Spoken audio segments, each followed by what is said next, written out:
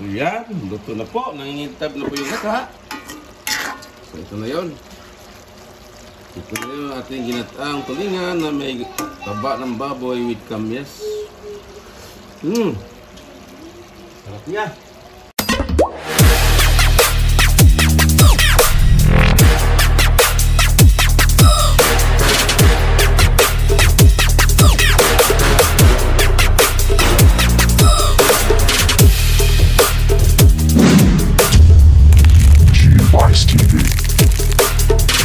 What's up mga guys? Magandang umaga po sa lahat. Ngayon po yung araw ng Miyerkules. So diyo po natin sa ating araw-araw na buhay sa pag-deliver po ng tube ice. So andito na naman tayo sa bahay.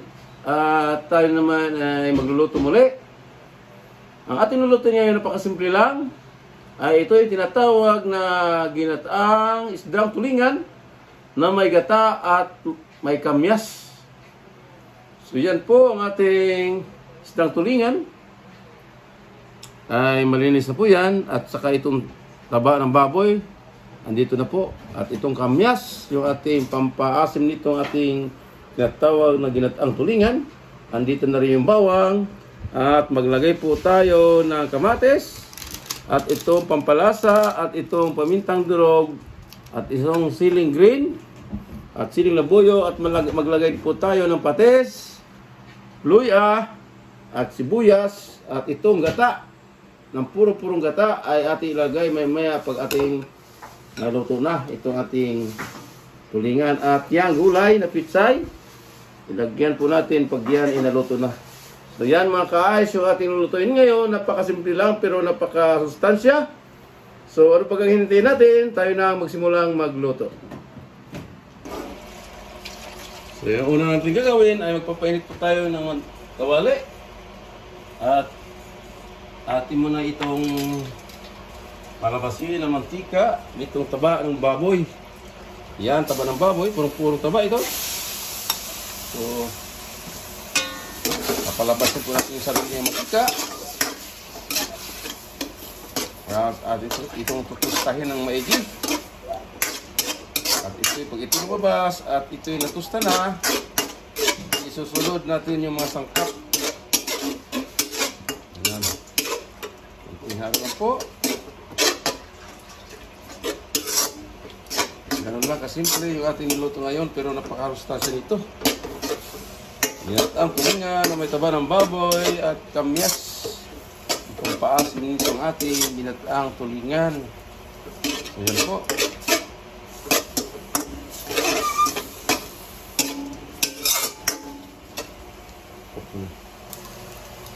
So yan mga guys, ang daming mantikang lumabas. Grabe. So yan o. Parang kalaking ano ito, buti. So yan, magbawas po tayo ng mantika. Sa daming mantika na rin. Sa daming mantika na rin. Bawas po tayo.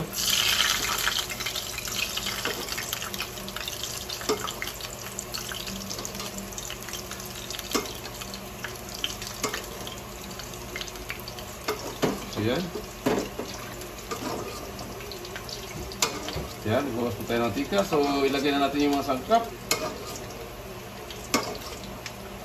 Yan. Ilagay natin yung luya at bawang.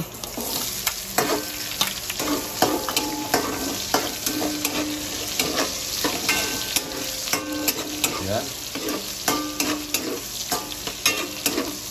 Luya at bawang. Hintay na natin yung golden brown. Kasama taba ng baboy.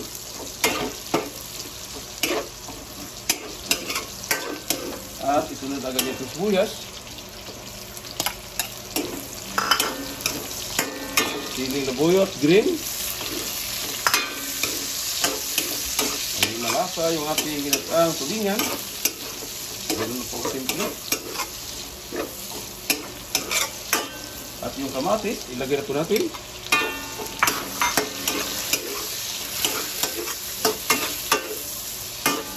Ang mantika, ang dami.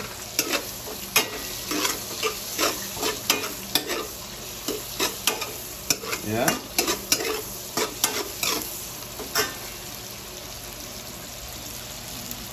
So, ilagay na rin natin yung pampasim, kamyas. Para umasim talaga yung ating tulingan.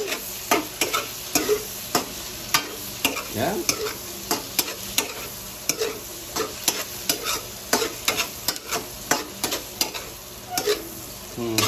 Hindi na marap yan. At ilagay na natin yung pamintang durog. Yan, napakasimpleng luto nito pero napakasarap.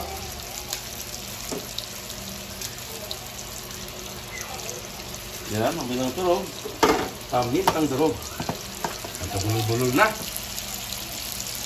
So, maglagay rin po tayo ng pampalat o fish sauce o patis.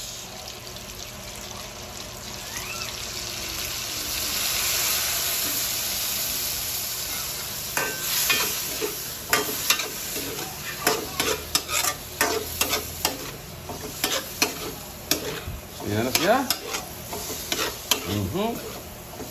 Tapos masarap yung ating ang tulingan niya. Napakamalas na laang. Ay, may taba pa ng baboy.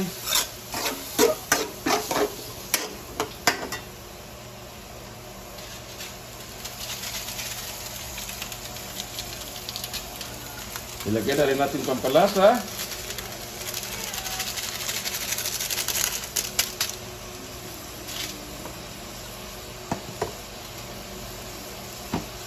Kunting halo.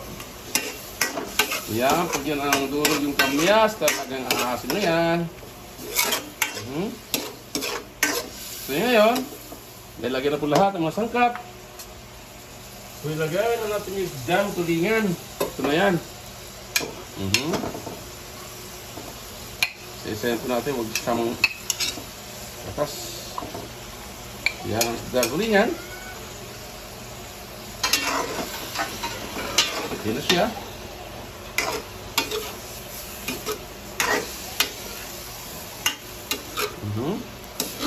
Gaano kasarap yan. Anong tingin nyo dyan?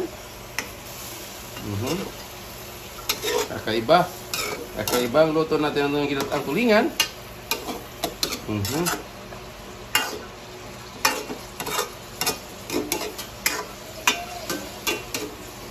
So yan. So, maglagay po tayo ng kunting tubig laang kasi papaksiwin pa natin ito. At kunting suka.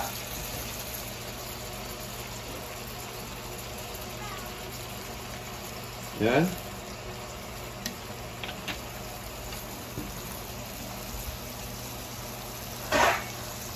So yan, tatakpan po natin within 5 minutes. A few moments later. So yun, titingnan natin ito, ang ating niluto, ginataang tulingan, kung luto na ga. Yan, ito na siya. So yun. Titikman natin kung tama ba ang timpla.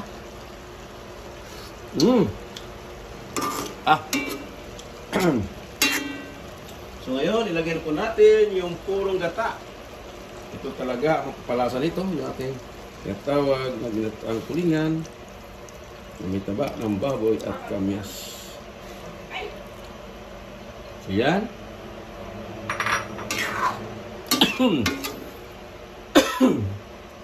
Yan, ito na siya. So yan, tatakpan natin muli at lulutuin natin gata bago ilagay itong gulay. So yan. So malapit po ito maluto. So yan, tatakpan natin muli at pakuluin at malulutuin yung gata. Iyan na, kasunod po, nasa misa na.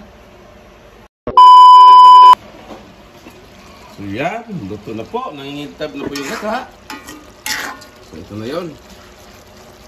Ito na yun ating ginataang tulingan na may taba ng baboy with kamyas.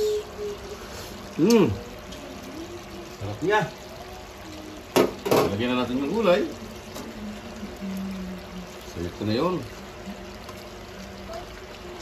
Okay, magkainin na lang po ito at maluluto na. At ang kasunod dito ay nasa misa na po. Tayo nakakain na ng tanghalian at almusal. Sama-sama na po. Ayan. Ayan, luto na po yan. May laang kunti at maluluto na po din ang gulay.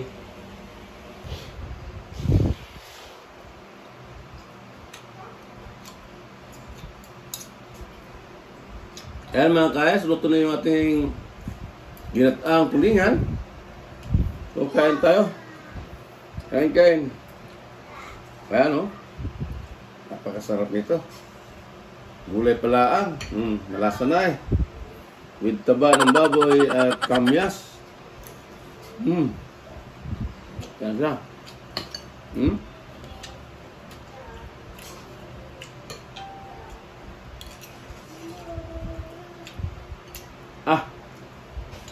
May namnam talaga. Itong taba ng baboy, oh. Kitang-kita nyo ga, oh.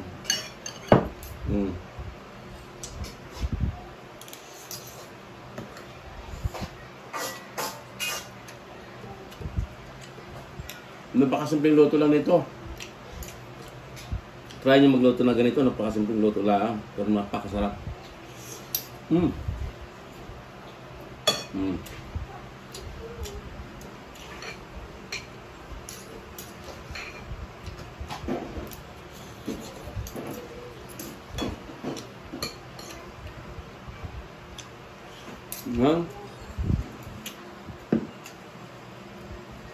Yan ang ulam ngayon tag-init.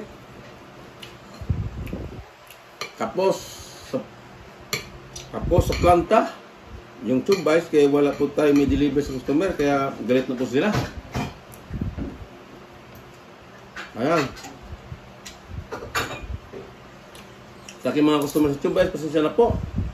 Talagang pahirapan po tayong kumuha sa planta. Ayan. Kaya na lang tayo ng inat ang tulingan para sumaya. Ayan.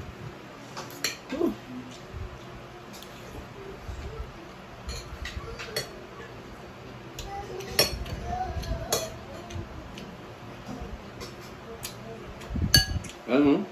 Tulong ka mo. Ayan. Gaano sarap na yan. Inat ang tulingan na may taba ng baboy.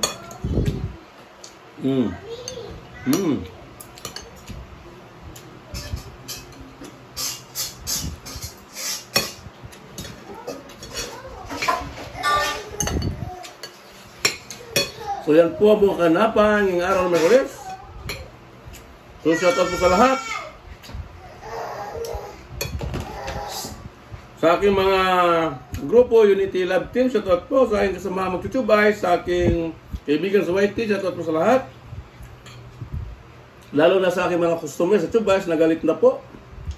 Shout out sa lahat. Ang dito na lang. Thanks for watching. God bless and bye-bye.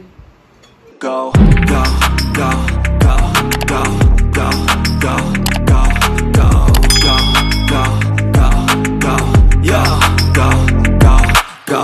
Hustle hard, hustle every single day.